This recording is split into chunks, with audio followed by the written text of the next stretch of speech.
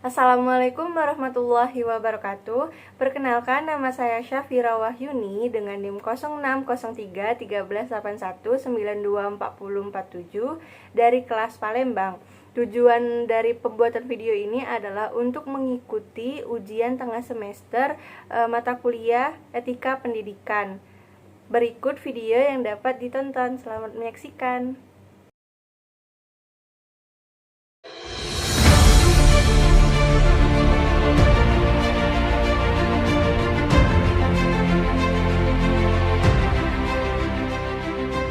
Video kekerasan seorang oknum guru terhadap muridnya. Oknum guru melakukan kekerasan kepada siswanya. Kekerasan seorang guru SMP kepada siswanya. Pemukulan guru terhadap siswa. Kekerasan oknum guru kepada muridnya. Menghukum belasan murid dengan memakan sampah. Kini dipukul oknum guru di sebuah sekolah. Kekerasan diduga dilakukan seorang oknum guru terhadap siswanya. Pukulan dilayangkan karena siswa tidak bisa menjawab pertanyaannya. Oknum guru tersebut mengaku hilaf melakukan perbuatan tersebut. Dunia pendidikan di Indonesia tak pernah sepi dari berbagai pemberitaan tentang kasus kekerasan di kalangan pelajar.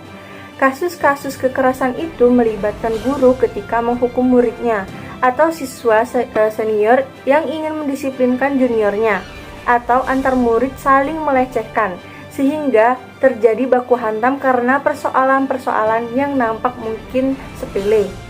Konflik yang berujung pada kekerasan, baik yang dilakukan oleh guru terhadap siswa maupun antar siswa sendiri, bisa terjadi karena relasi yang tidak seimbang di antara pelaku kekerasan dengan korbannya. Kekerasan di sekolah yang marak terjadi seringkali dibenarkan oleh masyarakat, bahkan orang tua dari peserta didik, karena tindakan kekerasan tersebut merupakan bagian dari proses mendidik anak. Padahal hukuman bagi peserta didik dalam jangka pendek akan mempengaruhi konsentrasi, persepsi, dan perilakunya, hingga tak tertutup kemungkinan anak menjadi malas belajar atau bahkan sekolah.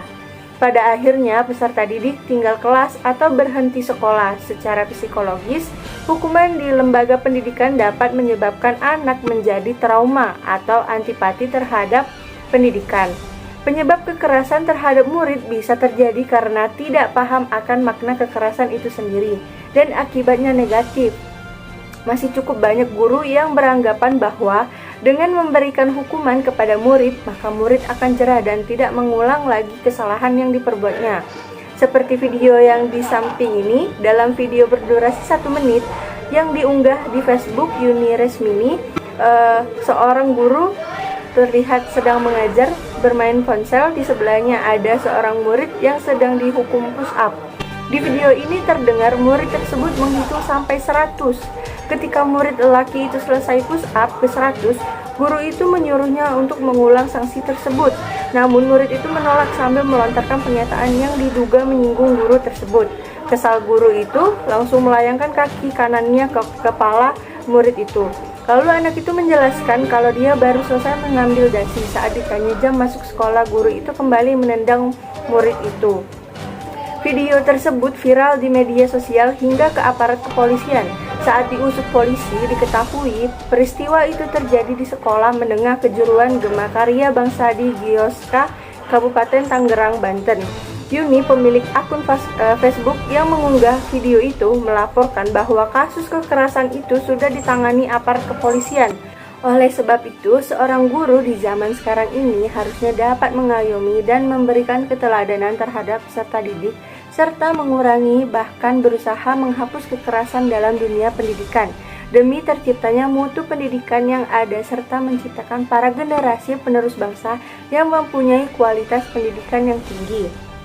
Adapun upaya dalam mencegah kekerasan dalam dunia pendidikan atau di sekolah memang tidak semudah menangkap dan memberi hukuman bagi pelaku kekerasan, namun perlu adanya tindakan pencegahan bagi semua pihak yang bersinggungan dengan permasalahan tersebut.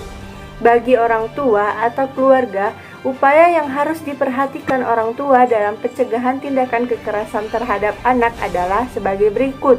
Yang pertama, perlu lebih selektif di dalam memilih sekolah.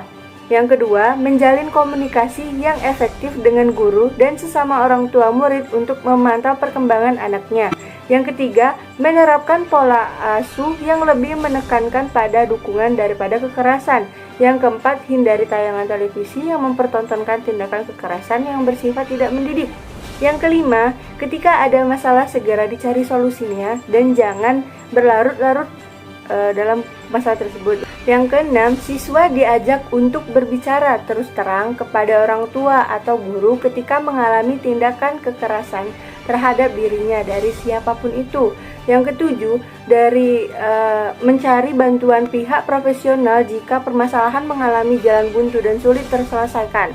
Kesimpulan dampak dari kekerasan bagi siswa meliputi fisik, psikologi, dan sosial. Upaya untuk mencegah terjadinya kekerasan di sekolah adalah dengan menjalin kerjasama dari berbagai pihak, baik sekolah, komite, keluarga, dan pelaku tindak kekerasan itu sendiri.